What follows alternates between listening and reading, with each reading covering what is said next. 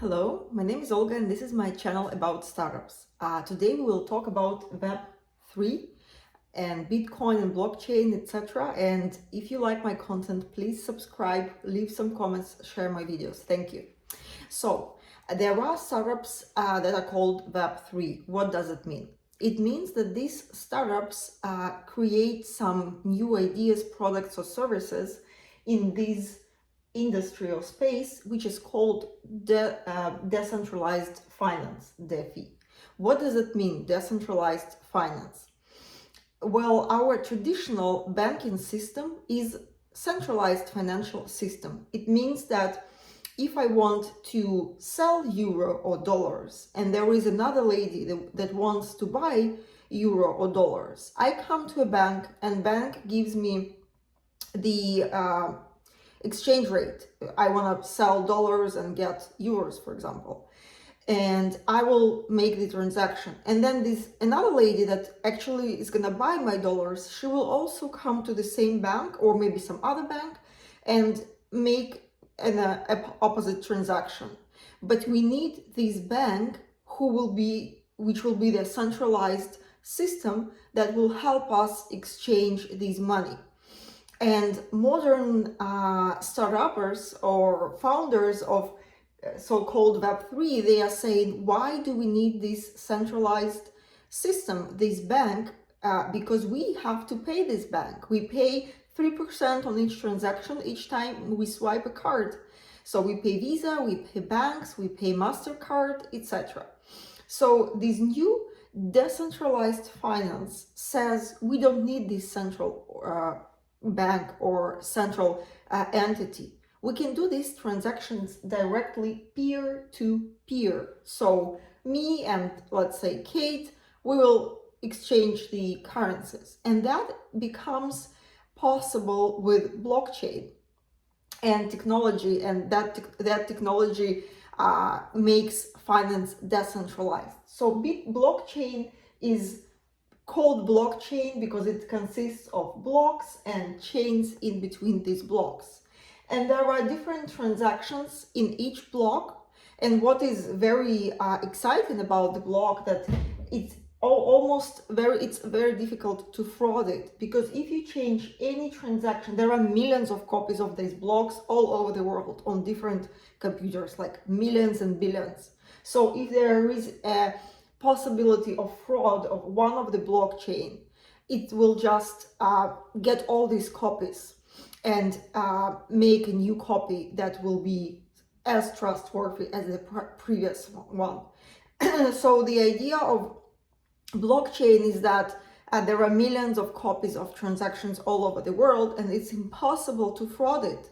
It's impossible to hack these transactions. So let's say me and Kate, I sold dollars and get euro, and she bought dollars and sold me euros, and this transaction will be on this blockchain, and copies of this transaction will be all over the world. So if someone, let's say Peter, wants to say, okay, Olga didn't get any dollars or got less dollars, it will be impossible to hack this blockchain because there are already many copies on many computers, and it will just come and solve the if there is any fraud, it will come, all these copies will come and replace the one that was hacked. I hope that's not something very difficult. So blockchain is the technology that is inside Web3, and all the cryptocurrencies we know, Bitcoin, Ethereum, these are currencies that were built on blockchain solution. And actually blockchain can be used not only in finance.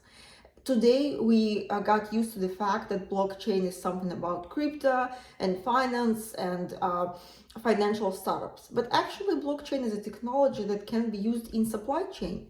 For example, you come to a supermarket and you want to buy a piece of bread or a Coke, and you can scan a QR code, and due to blockchain technology, you can see all these steps where this piece of bread was previously to the shelf you took it from. So what was the transportation process, how many days spent in the warehouse, etc., etc. So that can happen because of blockchain, and is already used by companies like logistics containers company called Maersk, Danish one, a huge containers and logistics company that already uses blockchain inside its business. And blockchain is used in finance, as I've mentioned. It's Bitcoin, crypto, Ethereum, and other currencies that you can buy and sell. And there are stock exchanges, or not stock exchanges, but Bitcoin or other crypto exchanges where you can buy them and trade them. And Bitcoin and Ethereum are the strongest ones, but there are many more others. So to sum up, what is the difference between decentralized Bitcoin technology and centralized banking system? Decentralization, that you don't need one central authority like a bank to which you're gonna pay percentage out of each transaction you make. It's decentralized, it's peer-to-peer, I make transaction and someone makes the same transaction, but vice versa, right? Transparency, you can immediately find any transaction you want and check it out. Everyone who has access to blockchain, and you can be one of them, can have a look and see what kind of transactions happen there. And it's very difficult to hack. As I've mentioned, there are millions and billions of copies on different computers. So even if someone tries to hack a transaction and replace it by something else, it will be replaced immediately. I hope that helped you to form your knowledge about Web3 a little bit. There are different startups in different space of this Web3 technology, and you can be one of them. Good luck.